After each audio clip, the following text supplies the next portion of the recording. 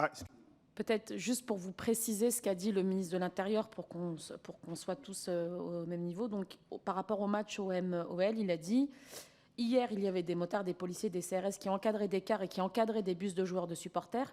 Ce n'est déjà pas très normal dans un monde classique.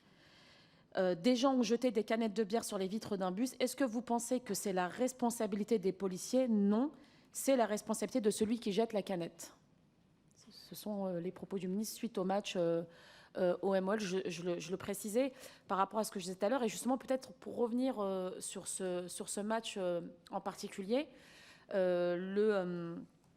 l'ancien président de l'OL a réclamé à la LFP des sanctions exemplaires, dont l'annulation définitive du match.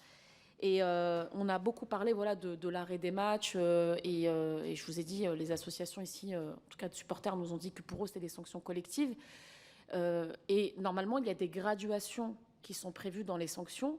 Mais jusqu'à présent, je crois, mais peut-être que vous pourrez nous éclairer là-dessus, j'ai pas vu en tout cas d'affaires où des personnes ont été poursuivies et condamnées pour des propos qu'ils auraient tenus dans l'enceinte d'un stade de faits racistes ou homophobes.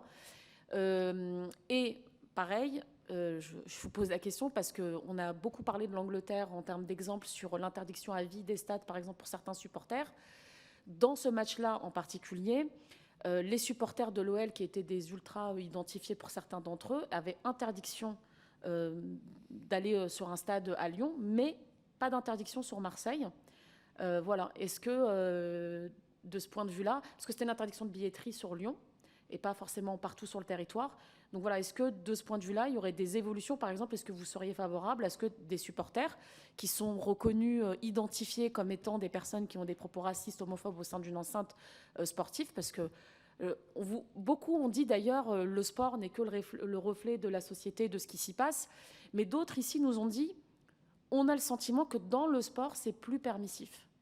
Parce que finalement, des propos homophobes ou racistes à l'extérieur d'un stade seraient plus facilement condamnés ou condamnables que ce qui se passerait à l'intérieur d'un stade. Ça, par exemple, peut-être votre avis là-dessus.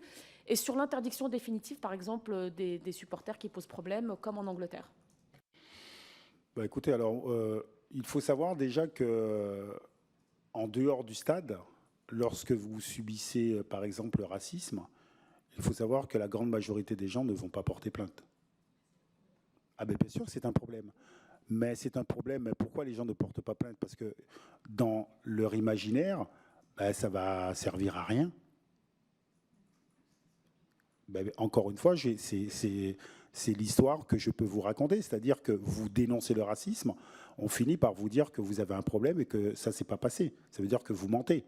Donc les gens n'y vont pas pour ça.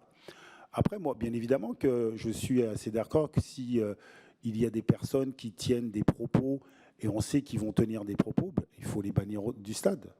Pour moi, c'est une évidence. D'ailleurs, je ne savais pas que vous pouviez être banni à Lyon, mais par contre, vous pouviez aller prendre des billets à Marseille.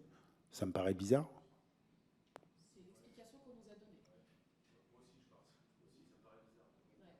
Ben ouais, moi, ça me paraît bizarre. Mais de toute façon, dans la société, lorsqu'il y a des personnes qui posent problème, ben en fait, il y a une justice qui essaie de faire en sorte de résoudre le problème. Et dans les stades, c'est encore plus facile d'ailleurs. Dans les stades, parce que quand même, il y a un nombre bien déterminé, on sait qui est qui. Et effectivement, je pense qu'à partir du moment où vous avez un mauvais comportement dans un stade, normalement, on pourrait vous interdire l'entrée des stades.